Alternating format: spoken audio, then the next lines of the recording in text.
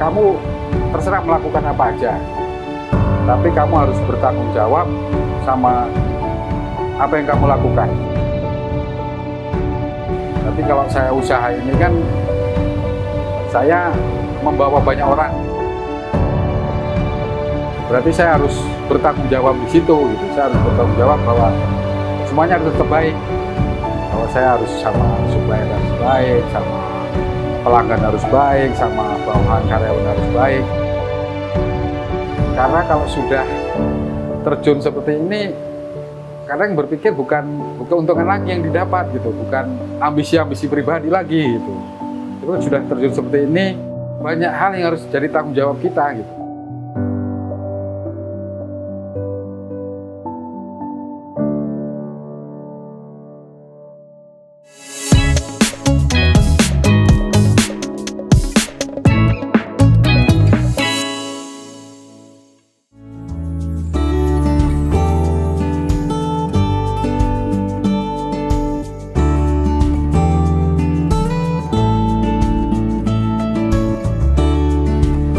Nama saya Wisnu, umur saya 41 tahun.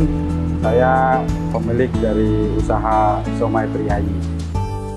Masa kecil saya habiskan di Lampung, di daerah Lampung Utara, sekarang Kabupaten Rekanan.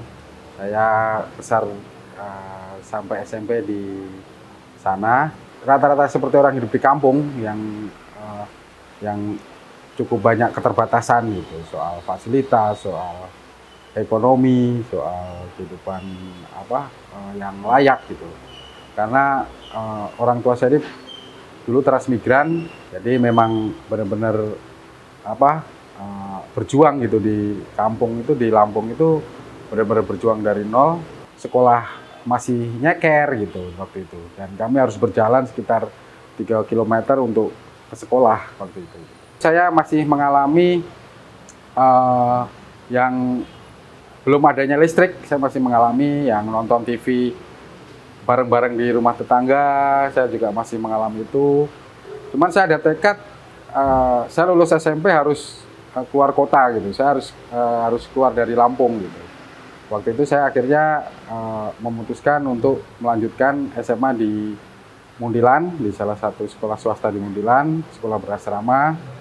Kemudian saya lanjutkan kuliah di Jogja.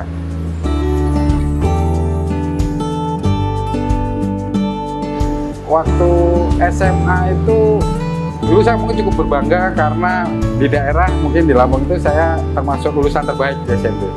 Namun ketika saya pindah ke SMA itu, karena itu sekolah favorit, termasuk favorit di Jawa Tengah mungkin, jadi saya di situ saya ngerasa nggak ada apa-apanya gitu. Saya dari kampung, saya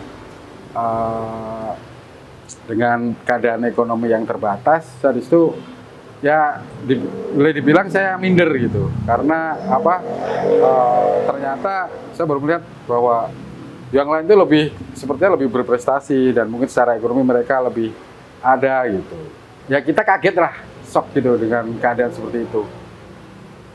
Dulu saya komputer aja, kalau ada pelajaran komputer saya keringat dingin, bahasa Inggris saya nggak bisa gitu. Jadi di masa-masa SMA itu buat saya kepercayaan diri saya benar-benar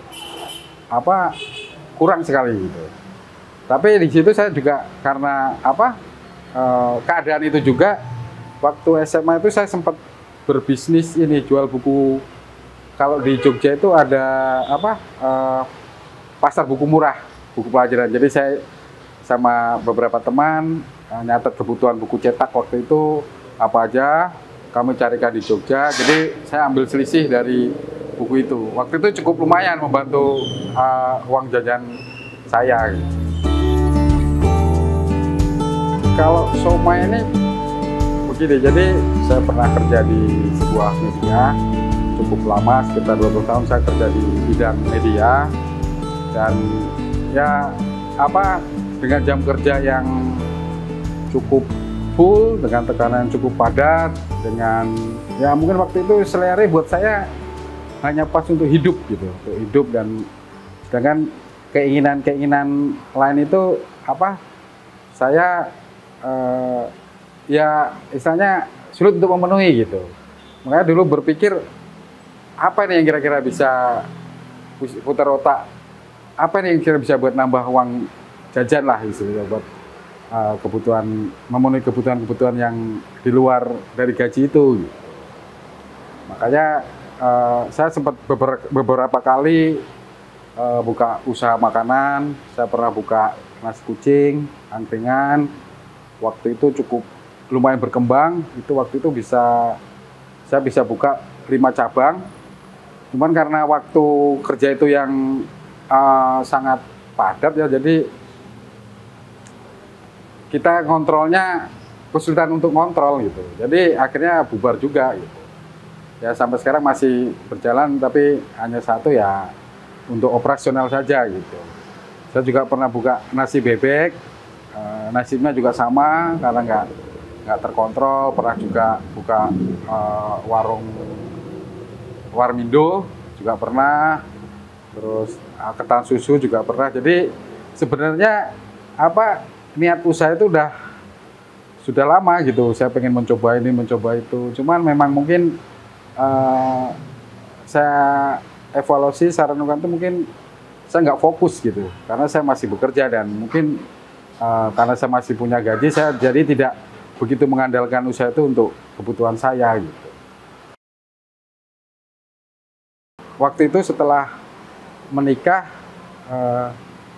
saya sempat buka basar, jadi sering ikut basar di gereja gitu, terus dari situ saya ketemu tukang somai gerobakan, cuman saya rasa ini kok enak somainya gitu, dan saya pikir ini jadi peluang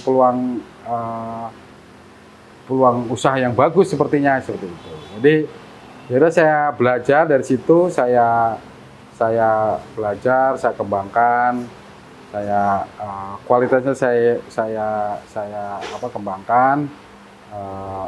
Jadi yang mungkin ikannya itu 2:1 dengan tepungnya, saya jadikan 1:1 dengan tepungnya, karena saya punya keinginan ini harus naik kelas nih, karena saya pengen konsumen saya itu ya menengah lah gitu.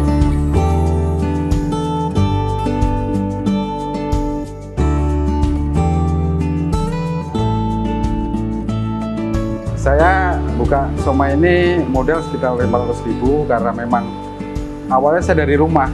Jadi setelah dapat resep, dapat menu, saya buka di rumah, saya online kan di rumah. Waktu itu aplikasi baru ada GoFood, jadi saya belajar dari situ. Saya buka di rumah, belajar GoFood gitu, dan dari situ kemudian saya online kan, saudara, teman mulai berpesan sedikit-sedikit gitu. Terus saya berpikir kalau di rumah terus, saya rasa sulit berkembang karena keterbatasan tempat pertama, kedua kita sulit dijangkau oleh orang gitu, oleh konsumen yang banyak gitu. Karena kalau di rumah itu kan kita mau pergi berarti tutup gitu kan. Gitu. Makanya waktu itu saya berpikir saya harus nyari tempat untuk buka kios gitu. Waktu itu akhirnya saya beranikan diri, saya cari tempat. Saya waktu modal buka kios itu di 2017 itu modal sekitar 75 juta. Sebagian saya pinjam dari kakak saya, terus kami bersama istri punya tabungan sedikit. Jadi kita buka dengan yang ada sambil berjalan, terus menu-menu yang lain juga mengikutin aja. Jadi memang rencananya spontan aja gitu. Kayak minuman, kayak menu yang lain sambil jalan, sambil kita tambah menu, sambil kita belajar lagi apa ini yang bisa dijual, apa yang bisa ditambahkan buat menu di situ. Saya jualan dari pasar ke pasar. Jadi hampir rata-rata pasar di mana aja pernah saya ikutin gitu dari bazar ke bazar itu. Nah dari situ juga saya berpikir kok kalau bazar ini kan kadang ada yang bayar ada yang gratis. Kalau bayar dan operasionalnya itu kadang nggak sesuai gitu loh. Kadang bayar mahal bayar bazarnya daripada hasilnya gitu. Karena operasionalnya kan tinggi karena tiap hari harus pindah-pindah, harus kemas barang gitu. Nah, setelah yang kemudian saya berpikir untuk buka kios itu tadi. Dari pertama dari Pasar Minggu, lanjut Cilandak, kemudian Tebet, Kuningan, terus Kelapa II Depok, lalu di Mampang, dan terakhir di Lebak Bulus. Jadi sekarang sekitar ada 7 cabang yang kita berjalan. Waktu jualan awal, ya saya juga sempat kaget gitu, shock gitu, berarti laku mungkin cuma 200.000 gitu. Dan itu untuk menutup modal hari itu juga sepertinya kurang gitu. Jadi apa yang saya bayangkan bahwa sebenarnya saya sudah jalan di rumah, sudah berjalan itu ternyata tidak sesuai yang kita bayangkan gitu.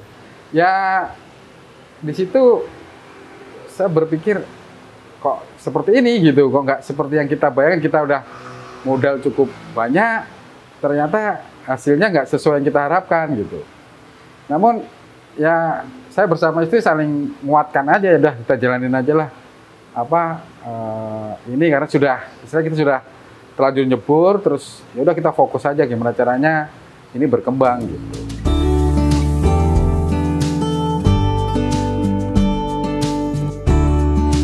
Asal-usul nama Priayi ini kan sebenarnya karena saya dulu di media itu di bagian setting panggung, properti, dan saya banyak berhubungan dengan barang-barang antik gitu.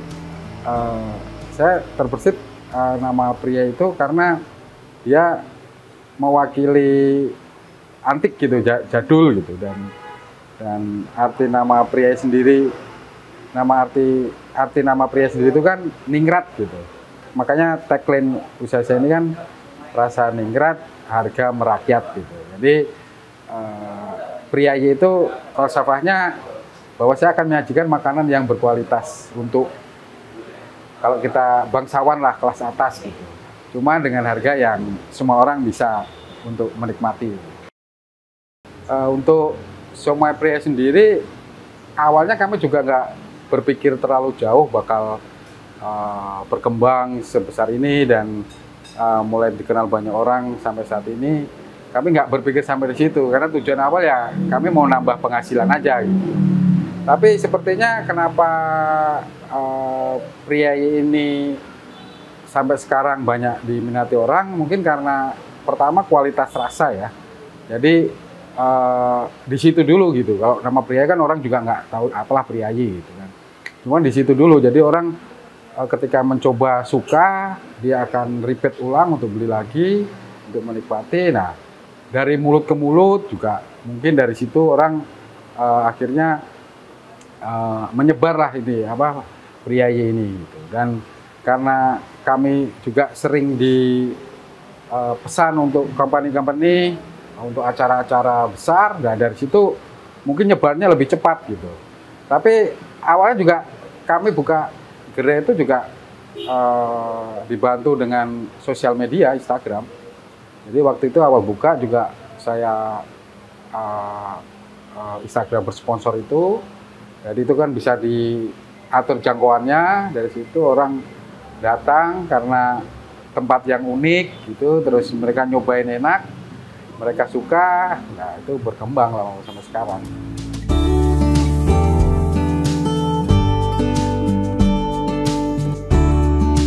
Siomay Priayi juga berusaha mengikuti perkembangan era digital ini. Kami juga sebenarnya kuat di jualan online pakai aplikasi, ada GoFood, GrabFood, ShopeeFood. Kami di marketplace juga sudah ada, di Tokopedia, di Shopee Seller juga ada gitu. Dan kami juga membuka sistem reseller, sistem kerjasama. Jadi ada nomor admin yang bisa kita dihubungin untuk jualan itu. Jadi pesanan-pesanan company juga kami layanin, wedding, pernikahan, semua acara kami layanin. Jadi sebisa mungkin kami memang masuk ke semua lini penjualan. Karena kalau kita mengandalkan hanya dari satu sisi, misal dari kios saja, ya mungkin secara operasional cukup berat ya. Jadi karena sekarang orang cenderung berbelanja online gitu. Jadi untuk dine-in itu juga tidak sebesar ketika orang beli secara online. Dan kami juga memanfaatkan sosial media, ada Instagram, kami kelola. Jadi ya apa yang berkembang sekarang terus kami ikuti, apa yang harus kami lakukan, harus kami ikuti gitu. Karena sampai saat ini kami masih mengerjakannya berproduksi secara manual, mungkin nanti ke depan kami akan lebih banyak menggunakan mesin-mesin gitu. Jadi biar kapasitas produksi terpenuhi dari permintaan-permintaan itu. Terutama untuk hari raya seperti bulan puasa atau lebaran itu kami kadang kewalahan untuk memenuhi pesanan itu. Kejadian juga waktu COVID, puji Tuhan juga, kami bersyukur masa COVID itu malah menurut perjalanan usaha saya ini salah satu masa keemasan gitu. Jadi ketika COVID mungkin usaha yang lain banyak yang berat untuk berkembang, waktu COVID kami malah kebanjiran order gitu. Karena ya itu tadi kami berjalan secara alamiah, kami sudah ada online, kami sudah ada frozen food. Jadi pas waktu masa pandemi, pas lagi titik-titik tegang pandemi itu, kami malah meledak gitu. Itu yang kadang ya di luar perkiraan kami berjalan secara alamiah aja gitu. Di situ ya itu tadi kapasitas produksi yang tidak mendukung itu malah bikin kami kewalahan, keteteran. Itu jadi permasalahan juga karena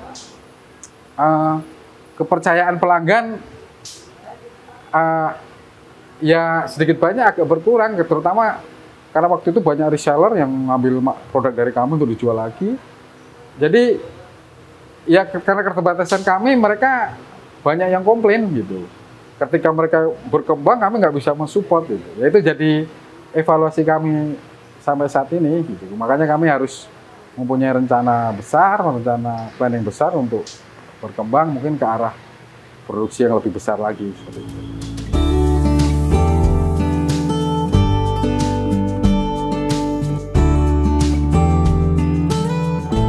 Kalau untuk semuanya rata-rata untuk penjualan saya bisa berjualan ada 3.000 sampai 5.000 piece somai saja. Di luar itu ada dimsum, ada tahu bakso dan minuman. Tapi untuk somai aja sehari bisa 3.000 sampai 5.000 piece. Untuk omset per bulan rata-rata kami bisa menembus 500 juta sebulan. Jadi ya tergantung ini aja musim apa.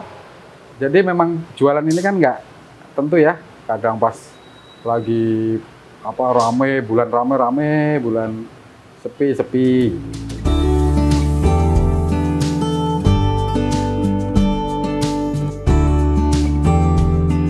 Nasihat orang tua yang saya selalu ingat itu, kamu terserah melakukan apa aja, tapi kamu harus bertanggung jawab sama apa yang kamu lakukan. Itu yang selalu saya ingat. Jadi apapun yang kamu lakukan, apa menjadi keputusanmu, kamu harus mempertanggungjawabkan itu. Berarti kalau saya usaha ini kan, saya membawa banyak orang, saya melakukan kerjasama, membawa banyak orang gitu. Berarti saya harus bertanggung jawab di situ gitu. Saya harus bertanggung jawab bahwa semuanya harus tetap baik gitu. Bahwa saya harus sama supplier harus baik, sama pelanggan harus baik, sama bawahan karyawan harus baik. Jadi itu yang menjadi pegangan saya gitu.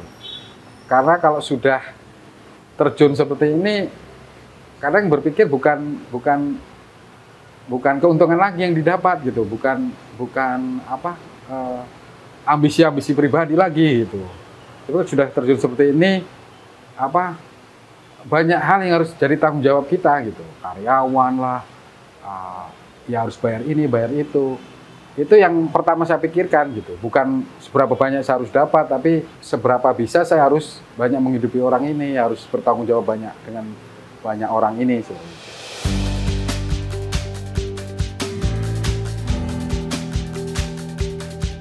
Ini di ke depan saya pengen usaha ini terus berkembang, itu jelas. Ke depan saya pengen meningkatkan kapasitas produksi. Saya bermimpi saya punya pabrik khusus somai. Saya membangun jaringan pemasaran lebih luas lagi. Saya membuka cabang lebih banyak lagi. Mungkin saya juga ke depan pengen membuka sistem franchise kalau memang sudah kuat di kapasitas produksi. Semoga kisah saya ini bermanfaat dan menginspirasi buat teman-teman semua. Jangan lupa like dan subscribe YouTube Kisah Tanpa Batas. Terima kasih.